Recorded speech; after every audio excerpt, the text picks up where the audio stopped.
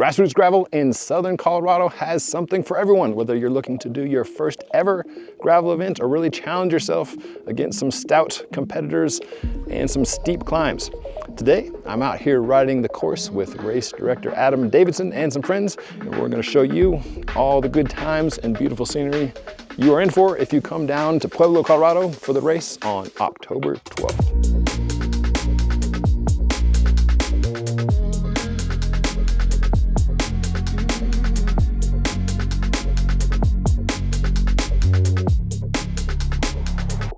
In this video, we're going to walk you through the different courses, their surfaces, some tire recommendations, and what you can look forward to when you come to race Grassroots Gravel in Pueblo, Colorado on October 12th. And yes, I'm riding the brand new 13-speed SRAM Axis Explorer gravel group. You can find all the details and my opinions about that in the link above, but as pertains to this course, I've very much appreciated having the wide range cassette, the 1046 with a 40-tooth chainring. Point is, if you're doing the long course, you're going to appreciate having some low gears. That 12-mile climb goes on for indeed many miles, and you're climbing more than 3,000 feet on that one climb alone. So when the climb heads over double digits, I appreciate having low gears.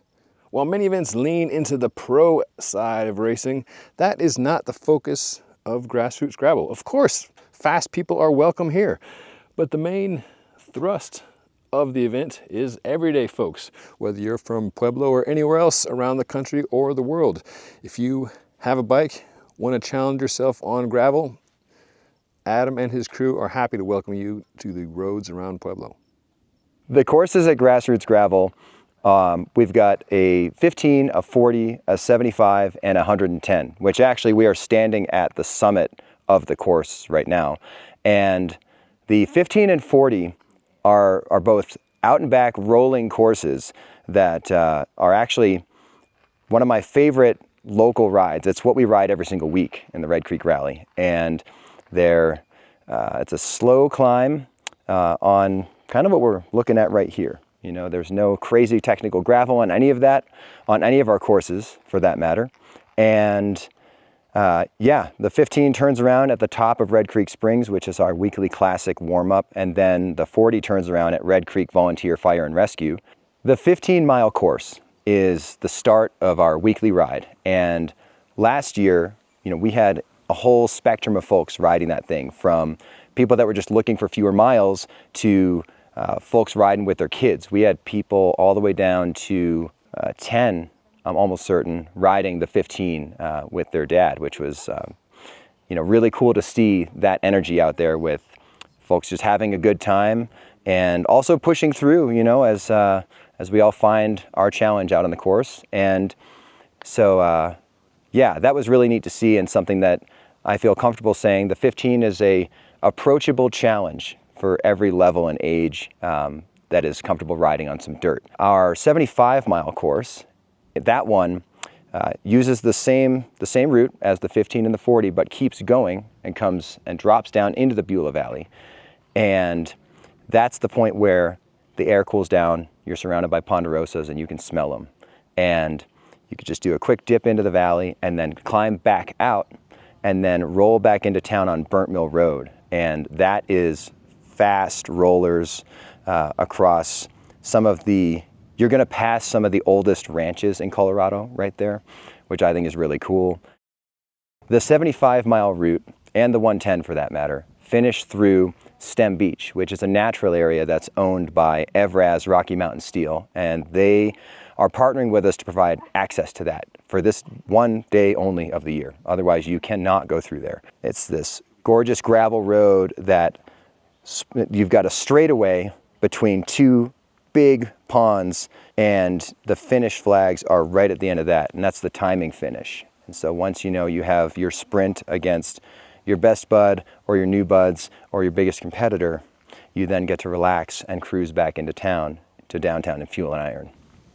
The 110-mile course, also known as the Hole, and if anyone is wondering what is the deal with the half and the whole for the two longer courses, Pueblo, Colorado has this very hefty delicacy known as a slopper, which is a big old cheeseburger with Pueblo green chili poured on top of it, usually served in a bowl. And when you go to a place, they'll usually ask you, like, do you want the half or do you want the whole? There's a bunch of them, and I won't get into the debate on who is the slopper place. But if you were to go somewhere and order a half and, you know, a pint of Coors or something, they will know what you're talking about. And so that's why it's the half and the whole. The 110, the whole slopper. That is the it's one of my favorite routes to ride, period, because you get a full sampling of this region. You know, you're starting downtown, so you get to see Pueblo's historic downtown. You're riding through the high desert past Lake Pueblo State Park, and then you come up into the Beulah Valley and the Wet Mountains, and you get to do what is one of my favorite segments ever, which is 12 Mile. And 12 Mile, which is where we're standing right now at the summit, is a 3,400 foot climb in 11 and a half miles. And it is beautiful, and it will constantly remind you that it is 3,400 feet of climbing. And I love it because the gravel itself is never too technical, but the hill itself and the grade is constantly varied through the whole thing. So like you feel like you're done and then you're not, or you feel like you're getting a break and maybe you do, but you never really know unless you know this hill really well. And even on our course preview today, I could have sworn that the spot that we were meeting up was just around the corner, and I was wrong. So, you know, once you get here to the summit, you still have about a mile, mile and a half of just pure descent down to Highway 165. And at that point, you are home free for a minute, or at least you get a breather.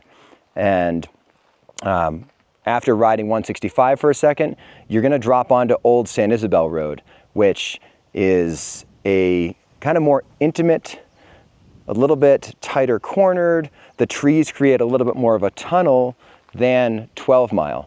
And I love it for that because it's like a different flavor. It's almost like a more rustic gravel road, even though, again, the gravel's never too chunky. So it's when you're gonna get some shade, and it's also where the folks that like to descend and you know, are able to stay responsible in the corners can differentiate themselves from other riders.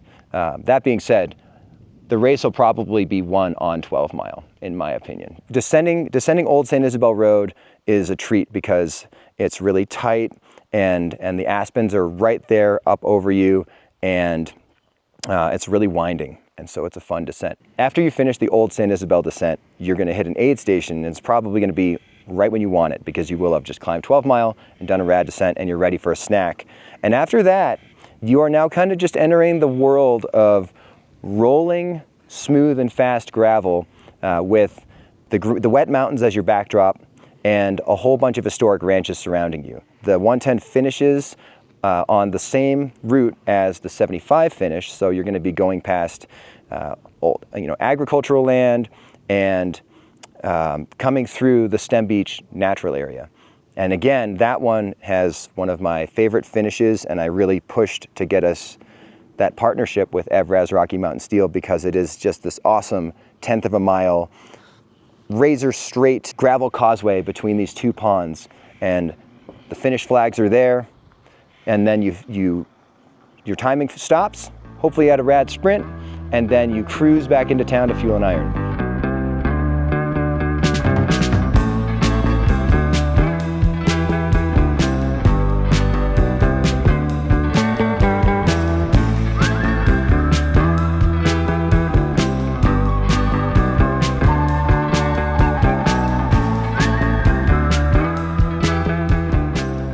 This course in particular is especially fast. The gravel is very compact and rolls really well. I think you can get away with almost any tire out there, even a large road tire, which is a lot of fun.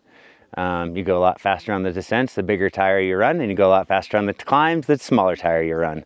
And so you kind of get to pick your poison. I'm a pretty big fan of the 40 semi-slick in almost all conditions, and so that's basically what I have on all my bikes. The cool thing about Southern Colorado is we get this really great mix of high desert mixed with alpine, and so we get a little more of an arid climate that you see around Boulder and Denver. You get really this kind of feel similar to parts of northern New Mexico.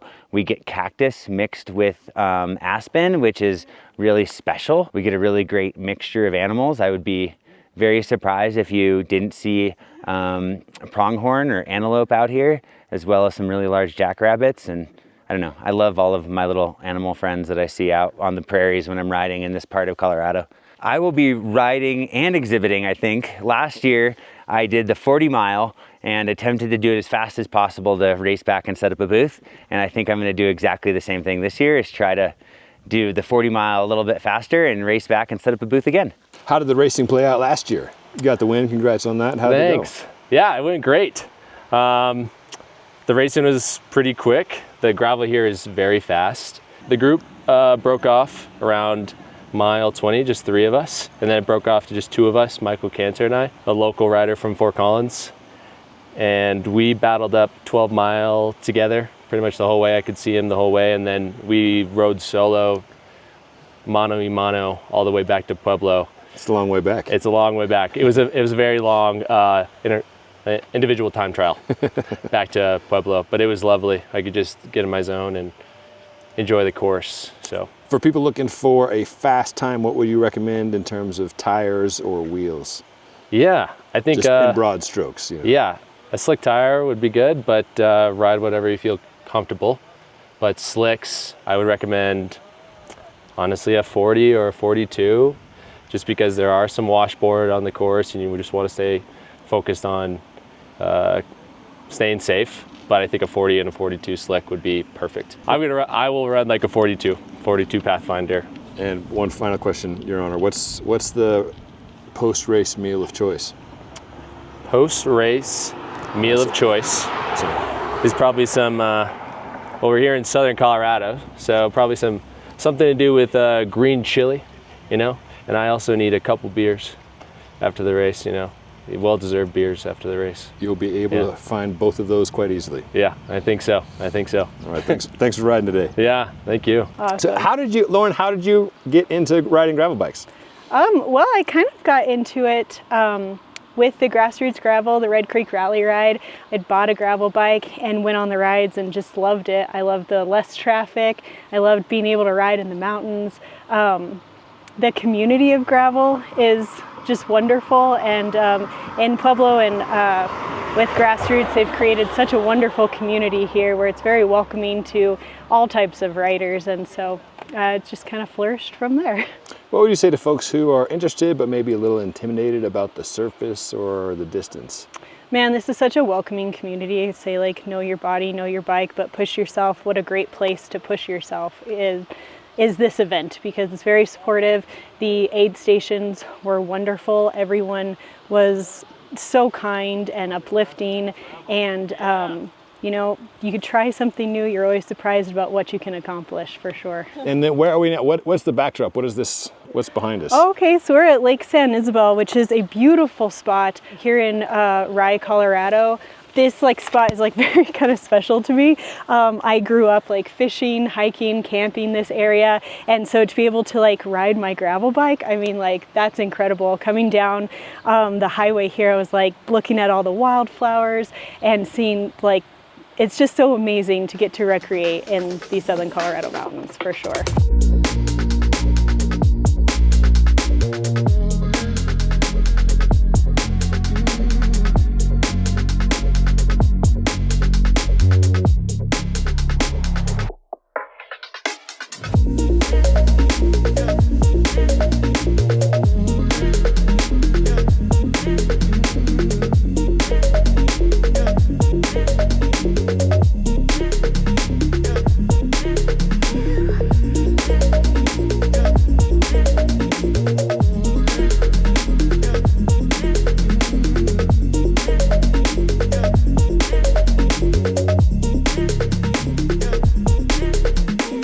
course, you don't need the latest and greatest to do this event or any other.